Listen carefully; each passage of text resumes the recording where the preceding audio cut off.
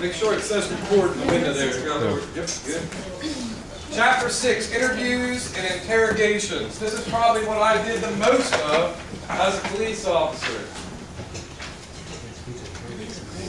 I solved more crimes through interviews and interrogations than I ever solved through physical evidence. People are tattletales on themselves most of the time, especially when confronted straightforward. Interviews and interrogations are critical to the criminal investigations. Investigators must make a clear distinction between the two processes of interviewing and interrogating. They're completely separate. Interviewing a nice person. You're free to leave. I ask you questions that are not accusatory. Name, date, you were there, your birthday, where do you live, what did you see today, what time was it when you saw this incident or that happened. An interrogation is more accusatory. We know you did it. Why don't you just confess? We'll see how that isn't the best approach. But anyway, an interview is non-accusatory, relatively formal, and its main purpose is to gather information. Even though it is not a as formal as an interrogation, productive interviews need to be organized and conducted in a location where the subject is relaxed. A lot of times I went to people's houses. It was a domestic dispute. Do I want to interview either or any of the domestic partners in the house? Because it could be husband, wife, children, extended family, grandparents. So one of the things you want to do, you're not going to interview them in front of everybody. So even in a domestic situation, you want to take them to outside on the porch, down by your cruiser, somewhere where the rest of the family doesn't hear the interview. And you're going to have to do that with each one of the people that you interview there. You're just interviewing them. But to get correct information, you don't want to have the whole family hearing what the other one says. Right? How many of you guys have a big family and you've gotten in an argument with two people in your family you don't want the whole damn rest of the family to know about it? Right? Well, think about it. They're going to give skewed answers to me as a police officer there if I interview mom in front of the whole extended family. So the best thing I can do is remove everybody and interview them in a nice, quiet, safe place. That might be in my cruiser. That might be my only option as West Virginia State Police, Mountain Boondocks. All right, they're all out in the yard. Yeah? They're not going to listen to me like back in the trailer. Or maybe I want them out in the yard because then I can see them all. I can put them in my cruiser and I can interview them that way. State patrolmen, state highway patrol, they love to interview in their cruiser because they work from their cruiser. They work the side of an interstate most commonly. So they make that cruiser, that passenger compartment, their interview space. An interrogation has the specific goal of learning the truth of the crime and obtaining an admission of guilt. They are very constructed, means thought out. Very well thought out. I go in there with a game plan. And I usually set the timing and the place and the manner. Timing, the place, and the manner of the interrogation. An interrogation has a specific goal of learning the truth, obtaining an admission of guilt. They are constructed, very constructed, seek very specific information, and must be conducted without coercion or duress. Threats of force, keeping them up for hours on end, under the bright lights, in the interrogation room, with the glass, mirror glass. That's intimidating, right? Because if you get them under coercion or duress, it's going to be thrown out of court, and then you're going to be really mad because you know damn well the person's guilty, but your confession got thrown out. So you want to watch coercion and duress, and it's easy to apply coercion and duress. Interrogations to be done in an interrogation room. There are several different interrogation styles, and they include logical, sympathetic, indifferent, face-saving, and egotistical style. And boy, the suspects that go for the egotistical style. But anyway, and you may pick your style, but really you want to have done an interview with them, and out of that interview, you're going to choose, when you go to interrogate them, which style is probably going to work best for them. Well, against them. However you want to look at it. I don't want to always lead off with, hey, I do the logical. I'm investigator warden, I always do the logical approach. That suspect might be dumber and hoe-handled. Doesn't work. I have to be able to mix my game up, which one of these I use based on my offender, who I'm interrogating. They pick the style for me. This is what I'm telling you. I don't pick the style.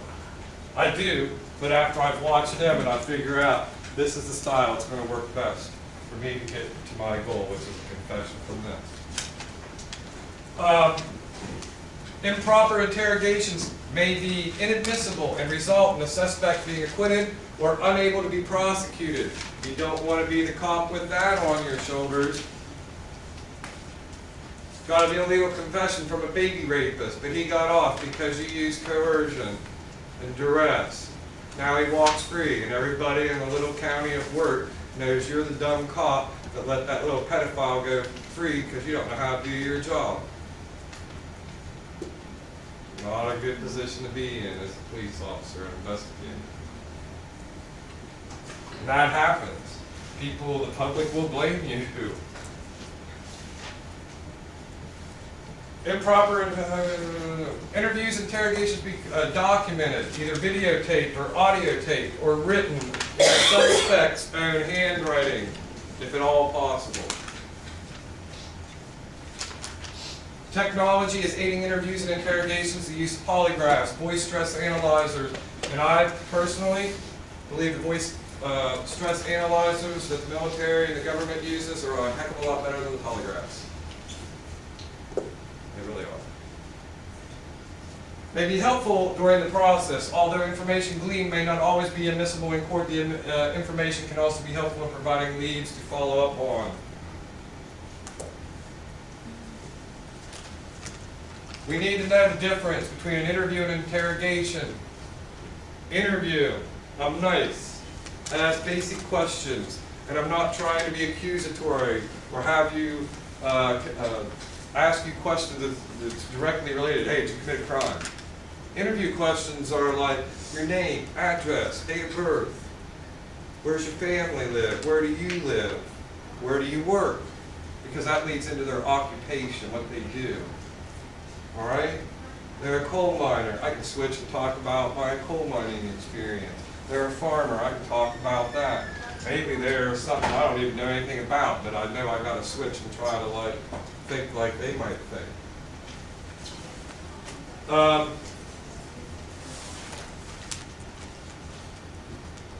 If physical evidence is lacking, confession might be the only means to a conviction. A lot of times, that's the only thing you have is confession, especially in misdemeanor crimes and lower felonies. It's all about the confession.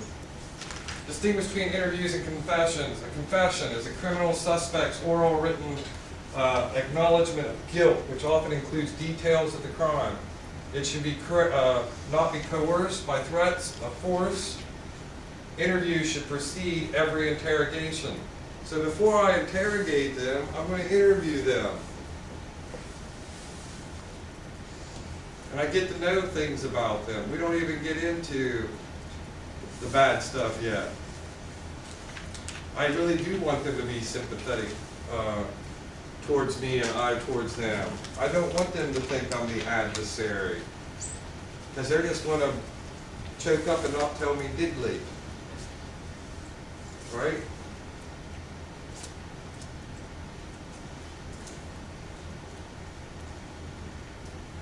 The interview aids the investigator about learning their subjects that they can use during the interrogation.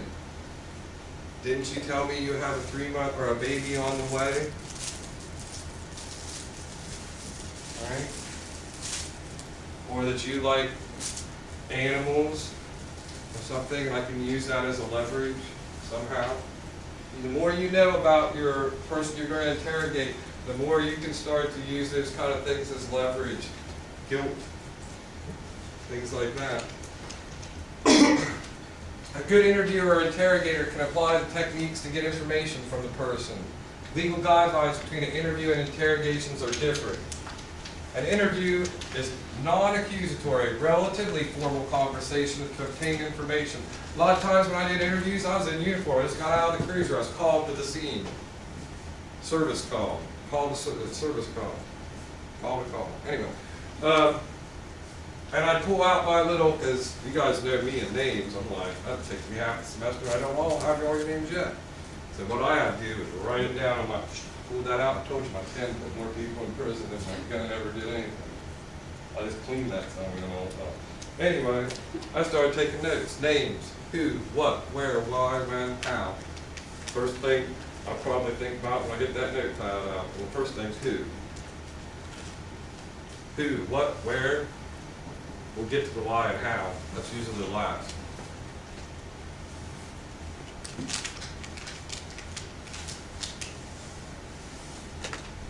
Should take place in a relaxing environment to aid in recall. Like I said, a lot of times the only place I can do that is in my cruiser. And that's not, makes me feel comfortable. I'm right at home in my cruiser. Have a seat. They're like, so sometimes that's not the best place. If I have the option, can we go into your house? Sit at your living room table or your dining room table. If that makes them, you have that option. Sometimes you got a whole crap scene going on around you. And I'm telling you, the whole thing's going on. I think, so that ain't an option. But you gotta be thinking, depending on the situation you're in, because I'm always going to a different call. It's never the same place twice. Well, yeah, it is. But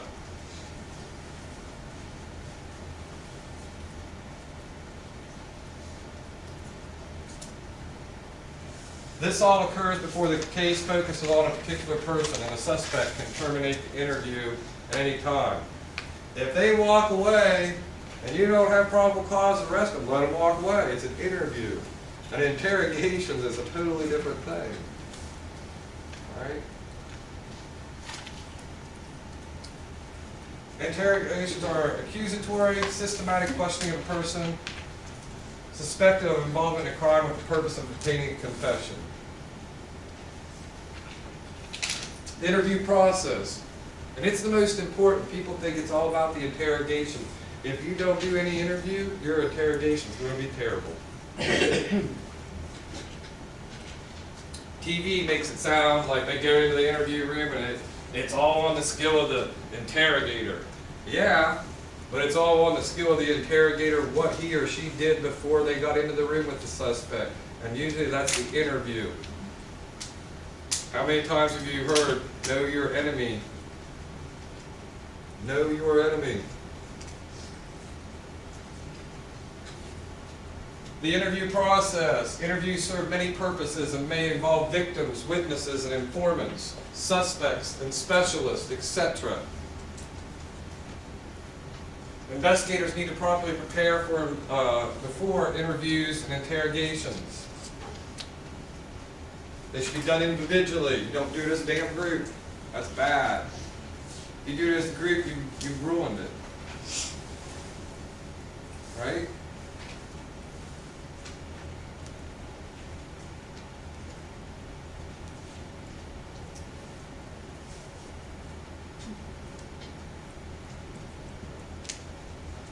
For witnesses, citizens, and victims, a little bit different. Develop a plan of action, conduct the interview in private, place the interviewee at ease. A lot of times you don't have that option. It's going to be in your car, in your cruiser. Offer them some candy. Got a pop in your cooler in the back? Here's your pop. It's a little kid. We had little furry bears we had in our trunk. Pop that little furry bear you had in the bag out. Hey, you get to have the little cock bear, and you get to give it to the kid, and the kid play with it. I give him that. Put the kid in the cruiser. I give him a little bear. Actually, I took some time. They'd always want, what's this? What's that? Oh, you want to turn the lights on? Oh, yeah, here. Get the kid comfortable, and then interview them, because they got to settle down. And basically, with a kid, they're excited to be in the cruiser. They're so excited, they want to touch all the buttons, so I let them play with the buttons a little bit. At least the ones that don't get us in big trouble, you know. They always want to hit the siren, let them hit the siren. They're all cool. Talk to them, and then you can bring them down off that, and they'll start to answer your questions. Be a good listener. A lot of times you have so much things you want to tell them, or like this is how it's going to work kind of thing, this is how this is going to go, that when they start to talk, you interrupt them, and don't interrupt them. If they start talking, shut up immediately. Let them, because that's what you want. You want them talking, not hear yourself talk. Right now, as a lecturer, that's all I do is hear myself talk. But if I was interviewing you, or I was interrogating you, as soon as you start talking, boy, I'm going to shut up and try to draw that out of you. I want to know what you know. I'm here investigating. I don't know everything. I'm trying to figure out. Now, you're going to have multiple. I'm going to have some witnesses and some suspects and maybe first responders. And I got to put that all together. So I want to hear everything each one of them has to say, and I start to paint a picture from all those perspectives. Ask the right questions. Don't dispute the subject's answers. They're a witness. Don't fight with them. In fact, if it's being recorded and you get caught arguing with them, the defense is going to be, the witness tried to give you your answer and you tried to change the witness's mind. Did you not, officer? No, I didn't. Well, right here, if you argue with them on the tape, here's don't argue with them.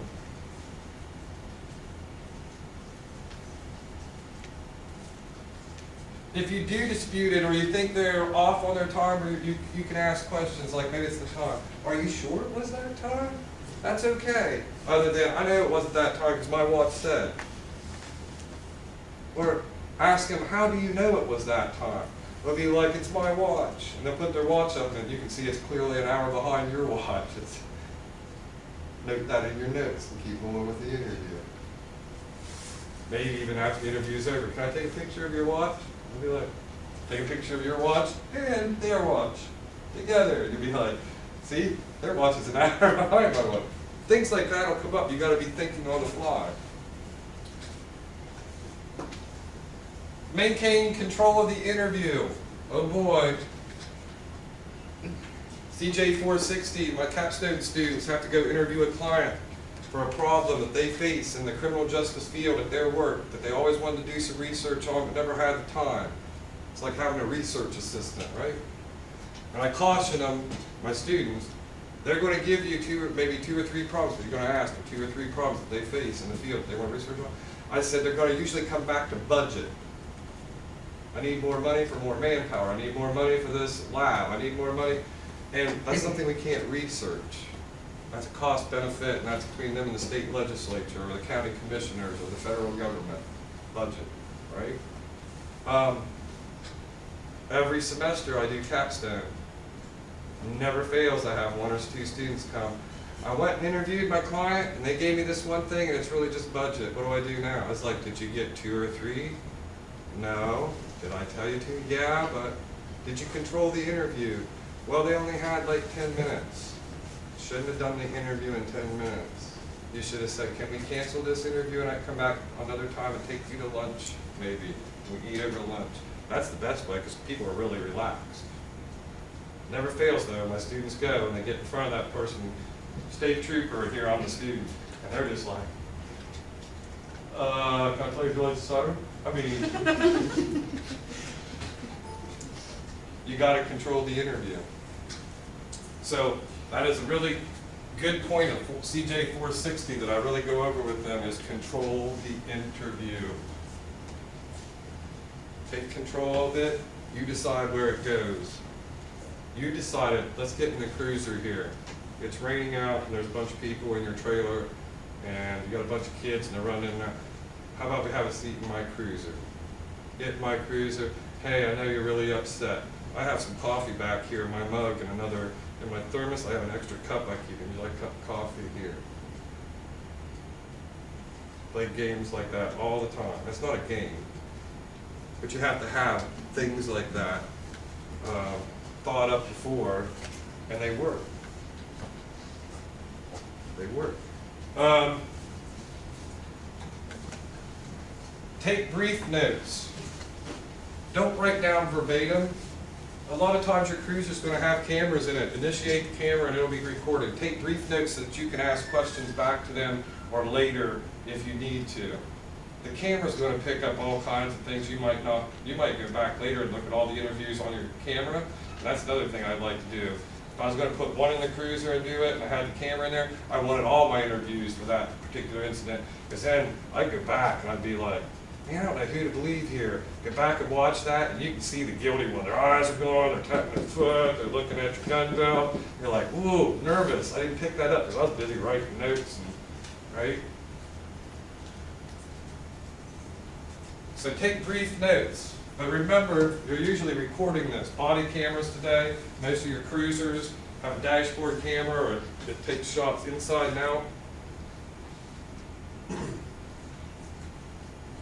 Adjourn the interview properly. You know how I usually did that? Right where I kept my pen, right behind that I usually had business cards. I pulled out my business card. I'd be like, here's my business card. If you can think of it, you've seen it a million times on TV. If you can think of anything else that might help me in my investigation, please do not hesitate to call me. All right? Is there anything I can, any questions of yours that I can answer before we part our ways today?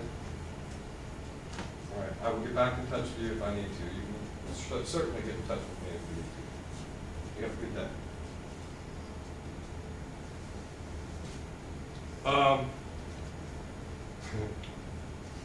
You will always get more information with honey than you will with vinegar.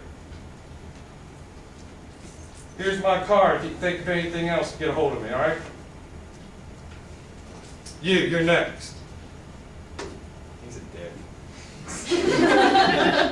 You would imagine how many officers play it that way and they're like, I can never get anybody but Red, he always, because I treat them how I treat my mother.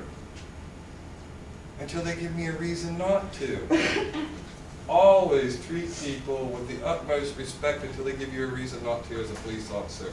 Hey, unless they spit on me, that's instant, and I go freakazoid right on the spit part. But anything other, they can call me names, whatever. I'm like, hey, you know that's disorderly conduct, and it really doesn't offend me, but I'm here representing the state of Ohio in my case, all right? And you're disrespecting the badge. I could care less, right? But if you keep doing that and you're in public here, I'm going to have to arrest you for disorderly conduct. Is that what you want? There's ways to handle things as a police officer, and you don't have to be disrespectful.